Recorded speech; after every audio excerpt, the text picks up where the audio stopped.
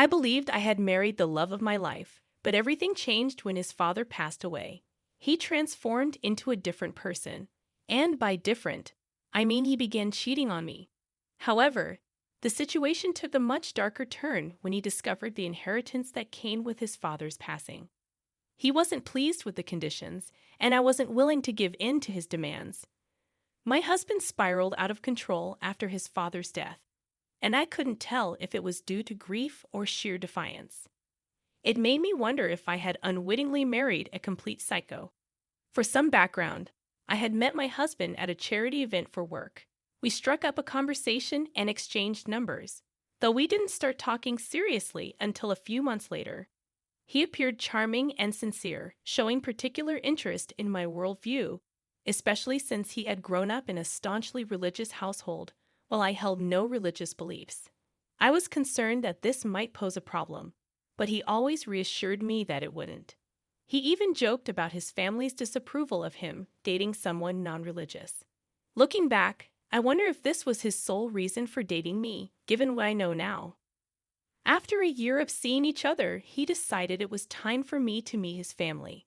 I remember feeling incredibly nervous about how they would receive me, given my non-religious beliefs, especially his father. Aiden had described his dad as tyrannical, ruling their lives with an iron fist. He claimed that he missed out on many experiences due to his father's strictness during his upbringing. Needless to say, I was already terrified of his father before I even met him. We were headed to a small family dinner at their place, with only his immediate family present: his parents, his brother, his sister-in-law, and their child. When we arrived, his brother was outside on the phone, so I was introduced to him first, and he seemed friendly enough. The next person I met was Aiden's sister-in-law and her 3-year-old niece. They were both lovely, and we had a lot to talk about, especially since she also worked in event planning coordination. While we chatted, Aiden's parents entered the room, and he introduced me to them. I was taken aback when I realized who his father was. I won't reveal his identity, but his father was a prominent figure, responsible for a major charitable organization both locally and internationally. I had seen Aiden's parents at an event I attended, but he had never mentioned their connection to him. His mother appeared somewhat distant but not unkind. I later discovered that Aiden's mother had always been cautious around the girls he brought home because he had a tendency to be attracted to what he called the wild type. Surprisingly, Aiden's father was the complete opposite of what I had expected. He was genuinely kind and understanding, not bothered at all by my lack of religious beliefs. He explained that he valued kindness and principles in people, regardless of their religious background. During our conversation, he shared that Aiden's sister-in-law used to handle the foundation, but had become less involved after becoming a mother. He believed in not taking people away from their families, especially when their children were young. That's why he had outsourced the last event to me. Contrary to my initial assumptions, Aiden's family turned out to be ordinary people with a touch of religion in their lives.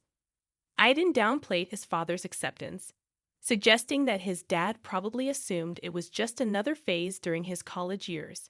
He claimed he had dated numerous girls back then who were what he vaguely referred to as out there, and his parents had always viewed it as an act of defiance.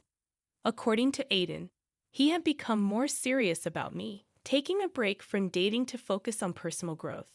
Despite the red flags, I believed his explanations, naively accepting his version of events because I was deeply in love. We continued dating for another year, and then he proposed. We decided to live together before getting married, and during another family event, I had a candid conversation with Aiden's brother. He expressed concern about Aiden's behavior, recalling how Aiden used to rebel against their parents, especially their father, during their teenage years. Aiden had a history of fights, particularly because his father was strict about their activities. However, Aiden's father seemed pleased about our engagement, even offering his backyard for our wedding, a proposal Aiden initially resisted, but eventually accepted. After 2 years of living together and saving money, we set a wedding date. I convinced Aiden to honor his father's offer and have the wedding in his parents' backyard. Things seemed fine until 2 months ago when Aiden's father suffered a fatal aneurysm. A drastic change came over Aiden. He started coming home late, often drunk. I initially attributed it to grief, but his behavior raised concerns. When I spoke to his brother, he revealed that Aiden didn't seem sad about their father's death. Instead, he appeared relieved. Aiden's erratic behavior and the uncertainty surrounding their family business prompted me to confront him myself. I stayed up waiting for Aiden, and he didn't return home until around 1 in the morning. He reeked of alcohol and stumbled through the house.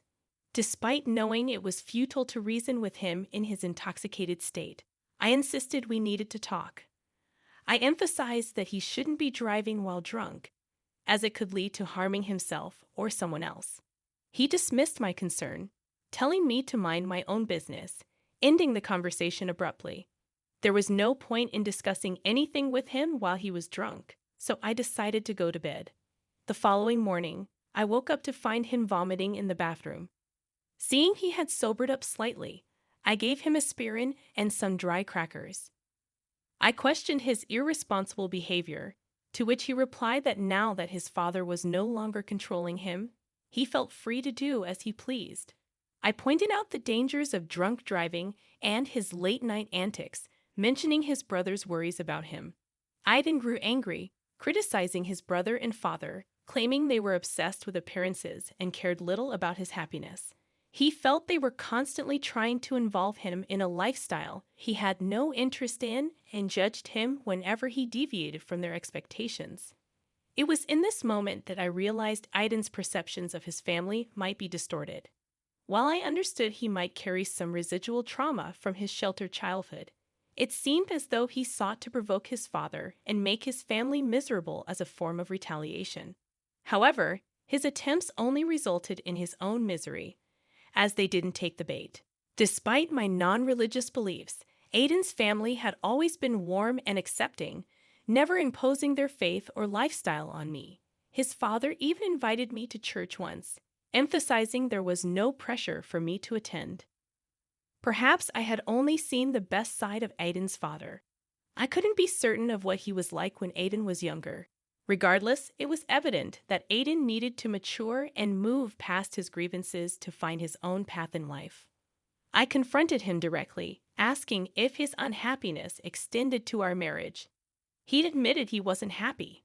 I was left speechless, so I got up and left. Currently, I'm writing this from my mother's place, where I've been staying for the past week. Aiden hasn't reached out, and even his brother mentioned he wasn't talking to him either. I'm at a loss about what to do. While this situation undoubtedly warrants considering a divorce, I'm hesitant to make a rash decision. I wonder if his behavior might be a coping mechanism for dealing with his father's death. I'm considering giving him some time to cool off and then suggesting counseling. Top comments from the original post. Comment 1. I empathize with you, OP. Your husband's behavior seems problematic, and while I don't advocate for immediately resorting to divorce in every marital issue, given his consistent suspicious behavior, it might be worth considering, especially considering his recent actions. I find it puzzling why he chose this moment, after his father's death, to act this way. Wouldn't it have more impact if his dad were still alive? Unless his intentions are something other than tarnishing the family name, his reasoning just doesn't make sense to me. Regardless, I think it's crucial to assess your relationship after this incident. Addressing these issues now can prevent future problems. I hope counseling proves helpful. Best of luck. Comment 2. OP, it appears your husband might be grappling with religious trauma from his childhood, as you suggested. If your father-in-law was different when Aiden was a child, there might be deep-seated issues at play. I've seen cases where strict evangelicals resort to harsh disciplinary methods to keep their kids in line. Some churches even pressure members to remain in unhappy marriages, fearing divorce. Aiden's fixation on his father's opinion indicates underlying issues that need exploration. While therapy is a step in the right direction, it might not be enough. Individual therapy sessions for your husband could help him work through his childhood trauma. Just because his family is pleasant around you doesn't necessarily mean they're genuinely nice. It might simply be a facade tailored for your benefit. Update number 1. I'm struggling to find the right words for this update. I feel utterly numb. I'm still at my mother's place, but I did return home briefly after about 2 weeks away. I attempted to reach out to Aiden through calls and texts, but he refused to respond. Then, I received a call from his sister-in-law, asking to meet for lunch. When we met, her husband was with her at a local coffee shop. She inquired about how I was doing and about the situation with Aiden. I didn't hold back. I shared the truth about his late nights, excessive drinking, and overall irresponsible behavior. I explained that I had been staying at my mother's to give him space before suggesting couples therapy. Unfortunately, he hadn't been answering my calls. During our conversation, my brother-in-law dropped a bombshell. Aiden had been using the foundation's funds to indulge in expensive hotel rooms and escorts. When confronted, Aiden claimed he had inherited part of the foundation, justifying his spending. However, his brother clarified that matters regarding their father's will were still being resolved, and Aiden's claims were baseless. Aiden had also informed his brother that we were no longer together, citing my supposed move out as his justification. Of course, this was far from the truth. Aiden's brother and sister-in-law apologized profusely for the mess, expressing their disbelief. They had thought Aiden had settled down when he married me, just as I had believed. Aiden's anger toward their father, they explained, stemmed from their high school years when he used to hang out with a rowdy crowd, engaging in activities that alarmed their father due to their family's tragic history involving a drunk driver. Grateful for their honesty, I returned home the next day and began packing most of my belongings. Aiden walked in while I was in the midst of it all, silent. He handed me an envelope containing divorce papers. He revealed that he was aware his siblings had told me everything and felt no remorse. He claimed the only reason he hadn't divorced sooner was to ensure he wouldn't be written out of his father's will. With his father gone, he asserted his newfound freedom. He offered me the house and informed me that movers would collect his belongings the next day. He planned to upgrade to something bigger and better with his inheritance share. I was so shocked that I couldn't utter a word. I continued packing silently, wanting to be away from him. Once I had loaded my belongings into my car, I drove back to my parents' place. I showed them the divorce papers and retreated to my room, where I broke down in tears. I couldn't comprehend the cruel turn my life had taken. Despite my unwavering commitment, he discarded our marriage as if it meant nothing. Tomorrow, I have an appointment scheduled with a divorce attorney. I don't intend to fight this. If he wants to leave, that's fine with me. Here's the second update for you all. And things have taken quite an interesting turn. I had my meeting with my lawyer, who ensured I understood the terms outlined in the settlement. I would keep the house, and we would each retain our own assets, including wedding rings and gifts. Since we didn't have a joint bank account, there were no financial complications to resolve. Honestly, I might end up selling the house. There are no good memories associated with it anymore. Since then, I've been trying to move past this situation. I'm still staying at my parents' place for now. They seem happy to have me around, or maybe they're just trying to cheer me up. I plan to leave after selling the house and find something smaller. Now, here's the intriguing part. Out of nowhere, I received a call from Aiden's brother. We engaged in some normal small talk, and then he asked if I was free the following Monday.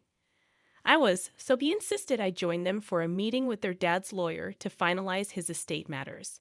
I was unsure of my involvement, but he insisted I should come and assured me that he'd make sure Aiden wouldn't speak to me and that we'd be seated far apart.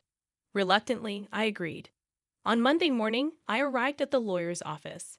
Aiden's brother, now my former brother-in-law, met me outside and thanked me for coming. He escorted me to the lawyer's office, where Aiden, his mother, and a man I assumed was the lawyer were present. I approached their mother, offering my condolences and inquiring about her well-being. We hadn't spoken since the funeral. She expressed her sympathies for what happened between Aiden and me. According to her, she and her late husband had done their best to guide him, but he chose a different path. The lawyer then sat us all down, apologizing for the time it took to settle the father's affairs due to various complexities. The crucial part of the meeting was this: most of the money would be donated to charity to support the foundation. The foundation's management would pass to the oldest son, excluding Aiden. The remaining funds were allocated to his wife, his eldest son, and his wife, as well as a school fund for his grandchild. Surprisingly, he left money for Aiden, but with a condition. Our marriage had to last at least 5 years.